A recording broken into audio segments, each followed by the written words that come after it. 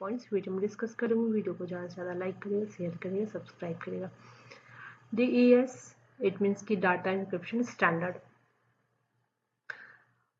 DES एक type का symmetric encryption algorithm है, यूज करता है सेम की फॉर इंक्रिप्शन और डिक्रिप्शन के लिए।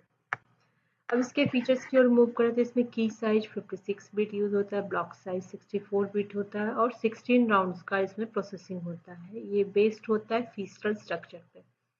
अब देखते हैं कि DES काम कैसे करता है। सबसे पहला है इनिशियल परमुटेशन। इनिशियल परमुटेशन में 64 बिट का प्लेन टेक्स्ट है जो वो रीअरेंज होता है यूज करके फिक्स्ड परमुटेशन टेबल। ये स्टेप जस्ट बिट्स का इसमें सफल होता है। फिर जो ब्लॉक है वो डिवाइड हो जाता है दो पार्ट में। 32 बिट्स का लेफ्ट हाफ हो जाता है और 32 बिट्स का राइट हाफ हो जाता है। फिर 16 राउंड्स का प्रोसेसिंग होता है इस फीस्टल स्ट्रक्चर पे। फीस्टल स्ट्रक्चर्स मीन्स कि सेम स्ट्रक्चर। अब यहाँ तक होने के बाद अब देखते हैं कि DES राउंड स्ट्रक्चर में क्या क्या मतलब वो इंक्लूड करता है। तो सबसे पहला क्या, एक्सपेंशन, देन है एक्सऑर विथ की। एक्सऑर विथ की क्या हो गया कि वो डेराइव होता है मेन की से। फिर है सब्स्टिट्यूशन। सब्स्टिट्यूशन क्या होता है कि मतलब वो रिड्यूस्ड बैक हो जाता है 32 बिट्स में। देन है परमुटेशन। परमुटेशन क्या हुआ, सफल हुआ मतलब कि जो बिट्स का वो सफलिंग होता है परमुटेशन। एक मिनट, स्लाइड्स सही हो रहा है।